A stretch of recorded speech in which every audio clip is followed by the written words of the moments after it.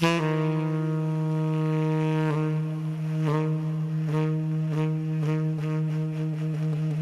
live in a world where humans are increasingly and dramatically altering the eco-life support system. Evidence of human-caused climate destruction are well documented and definitive.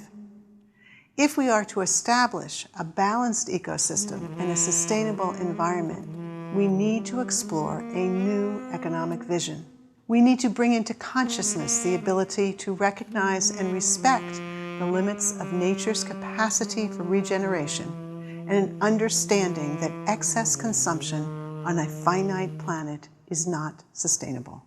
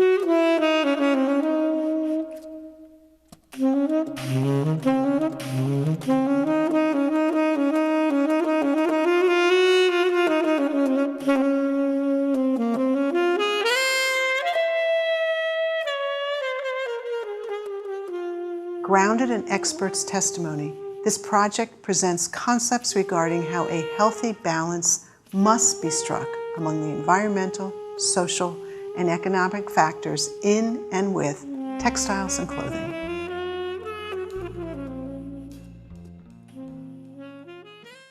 Fashion is the second largest contributor to global pollution.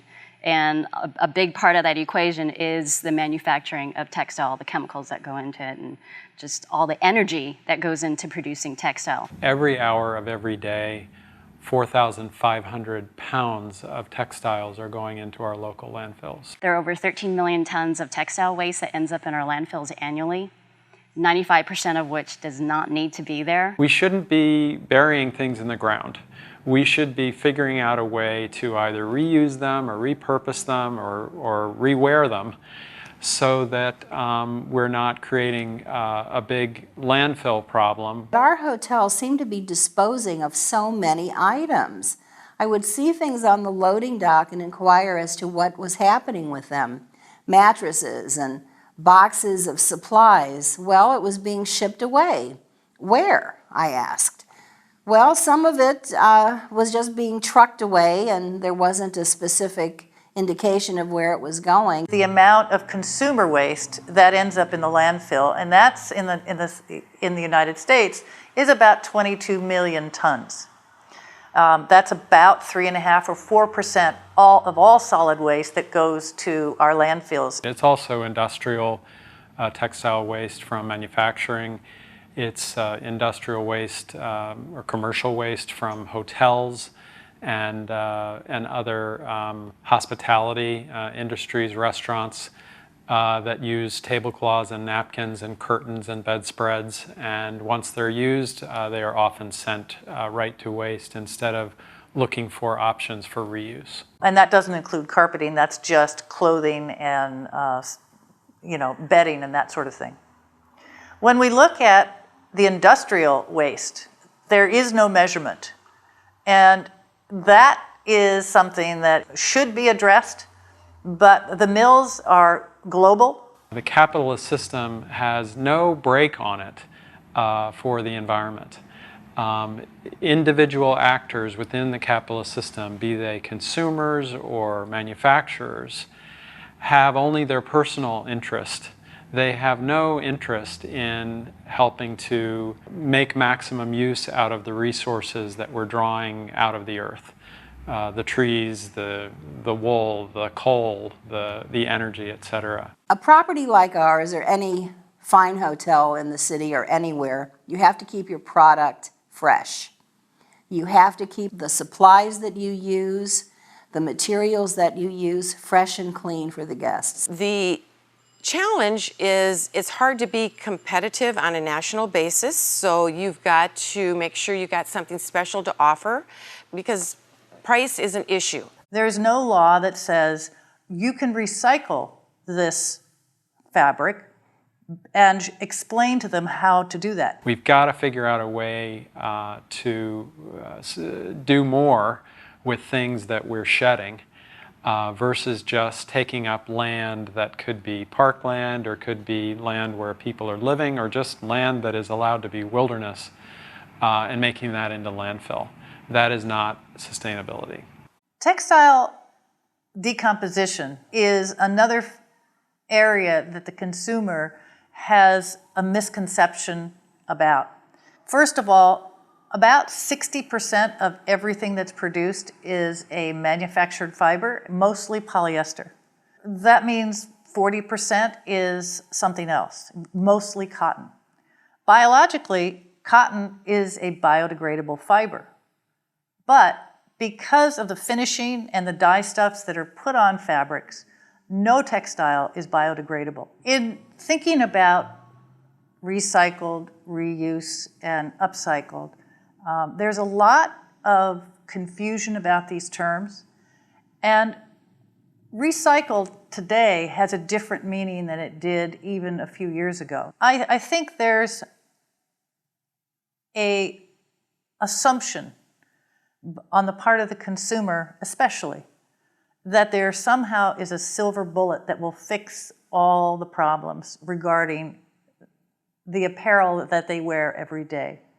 That they can feel comfortable that what they wear is good for the environment. In the United States, there's not a lot of people that you can work with that can resupply you the same fabric time and time again, and I need consistency of supply for my client.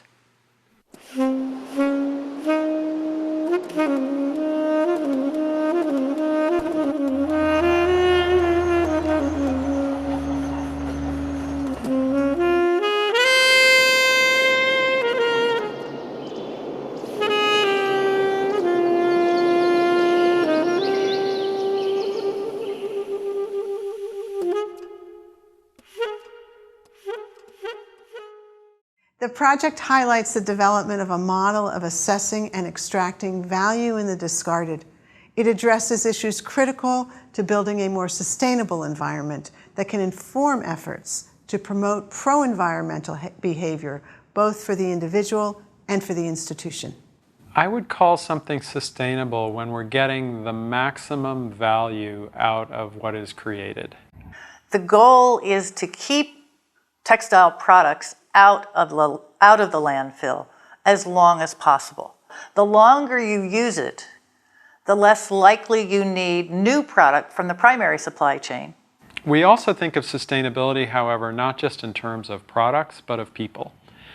And we believe that we need to have sustainable communities where people have good jobs at good wages.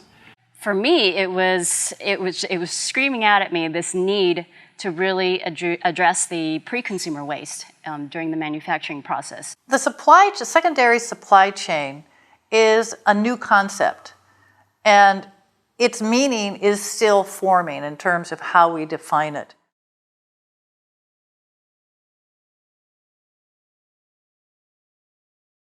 A secondary supply chain is using existing product. So when we think about those products that are about to be reused, or more important, those products that we want to create and therefore upcycle, we have to think about ways to collect, sort, and have available to manufacturers and factories who want to use this resource. A consumer thinks of, well, textile waste is what I see or step over on the sidewalk, or what they see when they donate to a charity. Textile waste is not only at the consumer level, but it's at the industrial level. Unlike glass, which is something that we in the 1970s decided as a nation we were going to recycle. There's very little market for used glass. Textiles, there is an enormous global aftermarket for textiles. Upcycling has a meaning of taking a product that was something else and making it into something new.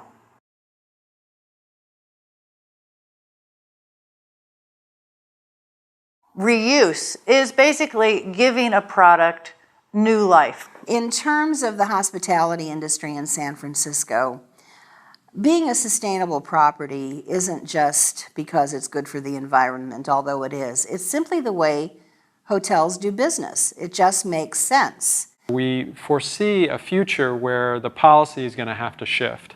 And as we as a society recognize the value that is going to waste and the value that an organization like Goodwill is providing in keeping that textile waste out of our landfill, that we will shift the compensation model, hopefully, towards something that will be beneficial to all. We live in a day and age where people really do want to feel like they're a part of the process and not be so alienated, which I think is an important part of this sustainable movement, is that people don't feel alienated, but they actually are responsible and they actually should participate. We have invested a good deal of money, time, and effort into our laundry facility. We're a very large property, so we have a large laundry operation that goes every day for many hours a day. We installed a multi-million-dollar extractor to save water and energy. It's a state-of-the-art equipment, so it's all run by computer. But through the use of this extractor washing machine and dryers, we have the ability to recycle water, to use significantly less water and significantly less energy. Goodwill helps people keep things out of landfill first by giving them the opportunity to donate it and do good. For almost 100 years now, we've turned unwanted textiles into jobs for local people in need who are on the margins of society. And we sort through those textiles. Only about 40 to 50% of them are considered good enough quality for us to resell in our stores. The others are sold into the textile aftermarket. They end up baled and being purchased by either local or national vendors who extract as much value from those textiles as they can. In some cases, they may be resold here locally. They may be graded into different grades of textiles and resold internationally. Or they may be, if they're in poor condition, pulped into a sort of fluff called shoddy, which is then made into insulation that's used in cars and homes, and also in certain types of blankets and other fillers for comforters and that sort of thing. The sewing manufacturing is a very job-rich business. It takes literally probably 25 people to produce a shirt, from the textile mill to the cutters, to the designers, to the pattern makers. Everybody makes something that's related to the final product. If you are now transporting product from a half a mile away, as opposed to 10,000 miles away, you are significantly reducing the amount of energy that's used to transport the product. In terms of labor, you are sustaining local industry and local paying of workers. There's really just too much value in textiles to allow it to go to waste. When you think about all of the labor that goes into producing a garment, and imagine a wool jacket, for instance, and you can start with the sheep that had to grow the wool, and then that sheep was sheared and the wool was carded and made into yarn and then woven into a fabric, and that fabric was cut and sewn, often abroad. It was dyed with a lot of water and energy applied to that garment. It was then shipped to a new location for sale and purchased by someone, and perhaps not worn to the end of its life. that garment has an incredible intrinsic value that should be captured before it's thrown in the landfill. We accept everything, and we extract value from every single textile that is donated to us. So we're not only diverting it from landfill, but by taking it into Goodwill, even if it's immediately getting baled and sold into the textile aftermarket, we are receiving some value here locally from that transaction.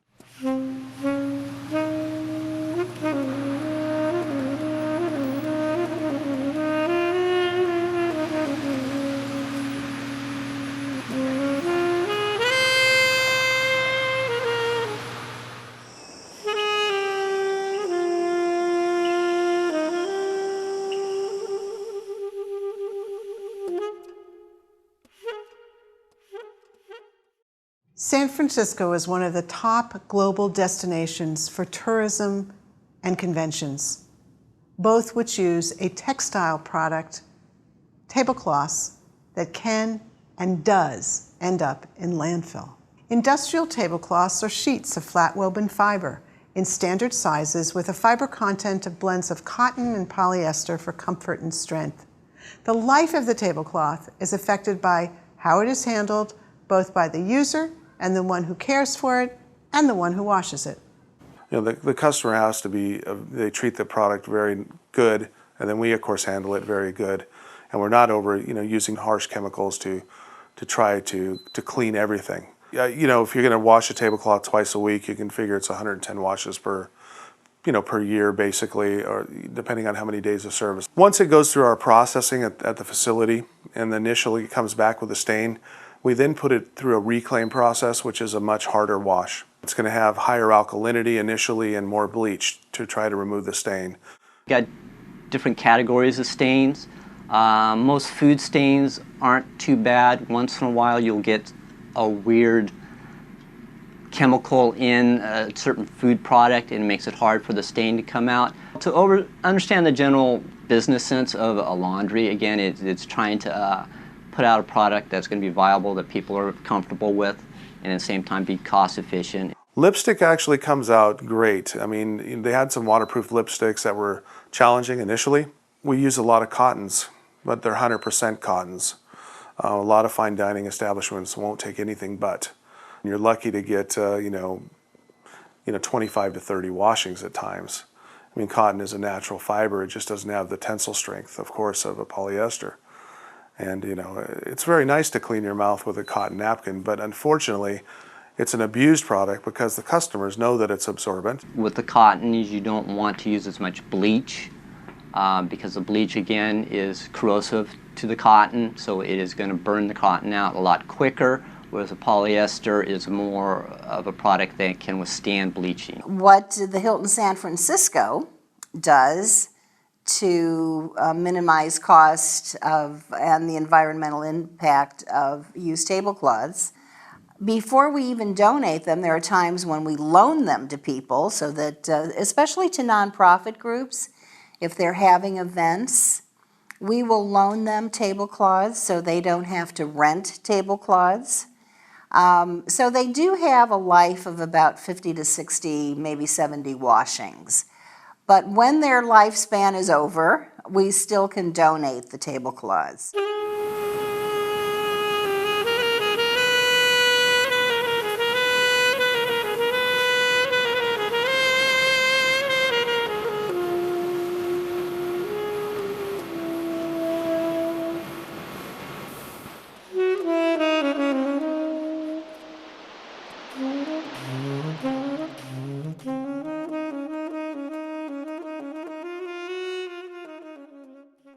Universities have a compelling responsibility to increase awareness and knowledge among students of their potential to be future leaders and professionals for creating an environmentally sustainable future.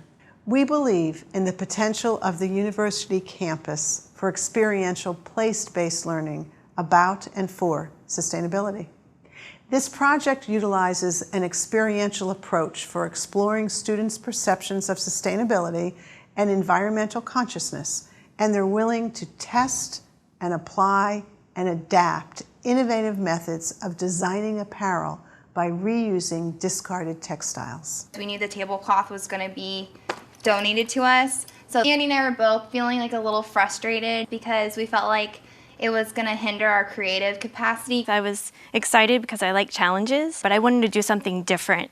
And I thought this was my chance to really show off what I can do. I felt really empowered as a designer. I thought, wow, how can I change the world? Some of the constraints were obviously the use of the tablecloth, but also I would consider what would people want to see within this type of design and what might they be, a little bit afraid of as far as something that's been used before and had a previous life.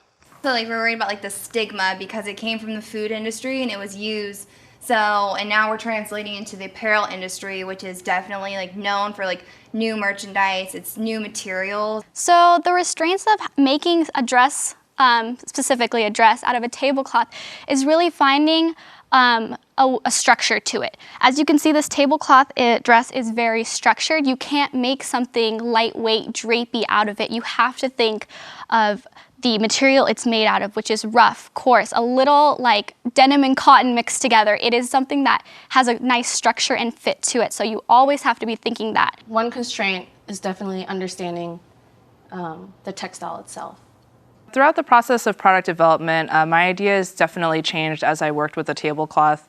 I kind of let the tablecloth tell me what I could do and what I couldn't do. I come to realize that, there's a lot of things I could do with this tablecloth. The jacket I thought was a good place to start because it can be worn with all of my pieces in my line.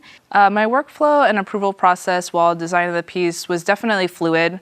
I couldn't get too static and caught up with constraints, so I just kind of let the tablecloth dictate how the project was going to go. The first step in this whole process was figuring out our target market. We really wanted to market a lifestyle and brand a product that will make people interested and make people want to buy despite it being sustainable and made from a tablecloth. The process was interesting. It was a slower process than I expected because there were challenges such as with the tablecloths, there's also different embedded lines within the tablecloth. So I tried to incorporate that with my design through the arm area here as well as straight down through the side. So I tried to bring out the characteristics of the tablecloth and use it to my advantage. For me, a measure of success isn't really in dollars and cents. If I can get people to open up their minds and be a little bit more open to alternative materials, to the idea and concept of sustainability, then I feel that that's really successful. Measure of success for me would be people's responses to my concepts. Sustainability is the future. We definitely need to, think about that. Measuring success for me was when I actually got the product done and it brought to reality that this could actually be done and it could actually be moved forward. And I was really excited about that. We were worried that we couldn't really create anything out of tablecloth, but today now we have such a variety of products made from a simple piece of tablecloth. And I think that's a success itself because we changed how we think and how we look at materials from now on. When completing this project, we were thinking of what the customer would want, as well as what we need as a business. Being out in the community, as well as helping the community by telling them what is sustainable and what they can do to help the environment. Some of the qualities I would like to see within my potential customers would be, obviously they have an interest in sustainability and helping the environment. We'd like to see a customer who's definitely conscious about the environment and they also think about the life cycle of the products that they buy and that they use and that they're fully extending the use of an item and not just throwing it away after one use. I really want to thank my professor for really opening up my mind to the concept of sustainability and that sustainability can really be incorporated into design without being passé. In 10 years from now, what is our times going to look like? What is our world going to be? What are we going to do to help out our nature, to help out our people? I would say we were equally passionate about sustainability. What we can both take away is the importance of sustainability and getting it out to other people and not just keeping it within San Francisco State and our student body. It's to get it out to everybody and to let them know that you too can be a part of a sustainable community and also contribute as well to the sustainable community.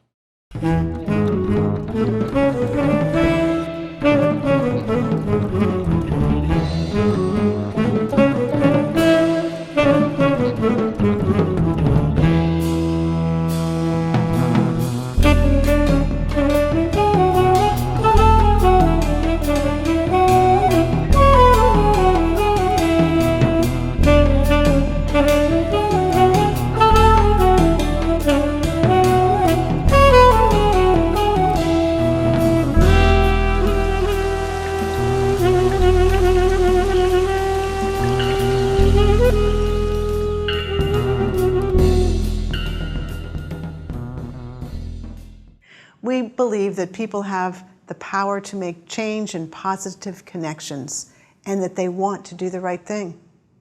Given information and a greater understanding of the environmental impact of the production and care of fibers and textile products, we believe people will choose to do the right thing with their purchases and creations. First of all, textiles is something that we all touch every day, every hour, every minute. It is a part of our lives, and it's important for us to be aware of our impact those textiles have on the environment. I can imagine a future where textiles are considered just as important as those other recyclables. And whether it is at curbside or through some other means, we believe that those textiles have a lot of value. And the removal of those textiles from the waste stream is worth something to society. And I think what we need to do is rethink some of that paradigm and imagine if we had a bin for textiles instead of a bin for glass, or obviously the best case scenario would be find uses for everything, for every consumer product. I believe that the first step is the consumer. The awareness of what they're purchasing to understand that things need to change.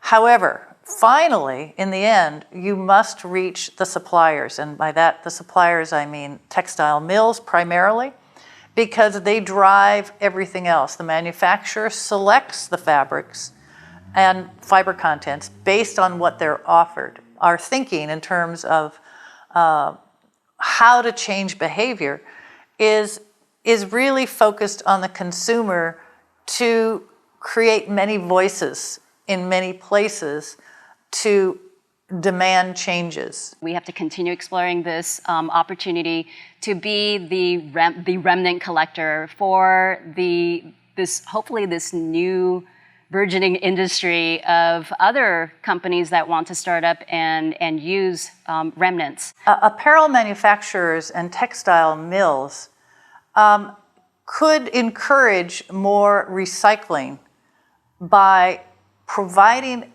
detailed information to their customers. The city of San Francisco is designated as a C40 city, so that's one of 40 cities around the globe that is part of the Clinton Global Climate Initiative. And we are a model city for trying to figure out how to reduce our waste stream to absolute zero, nothing going to landfill by 2020. This is going to be a very steep hill for us to climb. There's just so much amount of creativity that you have to use when you're using something that doesn't come off a huge bolt. And you've got to think, okay, outside the box, how am I actually going to manufacture these remnants in a non-traditional way? So what we want to do with the leftover remnants that we produce in our own production is two things. One is to utilize it to produce products for children. But the other thing that we want to do, and this is part of a larger picture that we want to provide as a service for our partner manufacturers that we're getting remnants from, is to start a recycling facility. To focus on the reuse and repurposing of items that are already made. and to give consumers another choice. Instead of buying new, let's harvest more value from the things that are already in our waste stream. And let's figure out a way to take the revenue that is generated from those sales and plow it back into the folks who are in the greatest need in our society. I knew deep down that in order to make a huge impact, that this idea had to go mainstream. So my drive for putting this together and doing whatever we have to do to make it work in a sustainable fashion is to make it mainstream, to make this an idea that other people, other companies will adopt and use in their own practice, even if it is the big, largest companies of apparel manufacturing. Consumers who are the recipient of all of these textile products, whether it's apparel, pillows, bedding, whatever, are really not ever asked to manage their clothing, interior products. They are simply asked to purchase more. So the issue in terms of now asking a consumer to manage their textiles in some way that encourages recycling or upcycling or reuse is to really provide an entirely different way of communicating to the consumer. In research that I've done, the consumer sees the charities as a disposal channel, not necessarily always doing good. So the motivation in terms of getting consumers to manage what they have in their closet or in their homes is an entirely new world, and I think we need to address it more carefully. And they are inspired whenever we show them something like the Tablecloth Project, that they realize, wow, that means there's value to something that I'm throwing away. Often what happens with sheets and pillowcases, if they have reached a point where they can no longer be used in the hotel, and of course we have to be very careful about making sure that our product is pristine and clean and beautiful for our clients, we will donate linen, but sometimes it just goes into rag making, so that it is never simply discarded into the waste stream, but it goes on either through donation or through another textile user to another life. A similar type of awareness will have to follow here as well. And public policy is only now beginning to understand the technology that's existing today that allows them to chemically recycle, mechanically recycle, upcycle by using the secondary supply chain, or even a better way of reusing what we have. If they're going to reach zero waste diversion by 2020, is that they will have to do some type of public policy initiative to address the issue of textile waste. My hope is really to understand that it takes everyone to participate and to have awareness and to change their behavior. We didn't like to see things being tossed aside, so we made it a point to coordinate the efforts of all the hotels in ensuring that excess goods and supplies, to the extent that we can, get donated from all the major hotels in San Francisco to nonprofit social service agencies. San Francisco is a great place to be. I love having my company and living and working in San Francisco. My workers, most of them are local. They have a short commute time. I think that's really important for your live-work balance. We make good use of everything here. Generally, we have two types of products that we donate. One are seconds that have slight fabric flaws that I just don't want to put my name on. And the other is occasionally we'll make mistakes in the embroidery area, and embroidery is very difficult to take out. We'd like our donors at Goodwill to know that whether an item in their closet is brand new with tags, slightly worn, torn, or stained, you can bring it to Goodwill. we'll take it and we'll make good use out of it. We will harvest the value from it and we will apply that value to our mission of helping people get back to work. I'd like to encourage everyone who is a consumer in today's society, who is buying clothes at a retailer, to really think about that purchase, not from a standpoint of I want it, but a standpoint of what do I really need? We're all participating in this virtuous cycle of reusing, repurposing, and recycling. It is now your turn. How will you be a part of the community of textile change? What's hanging in your closet, folded in your drawer, that you could reuse or repurpose?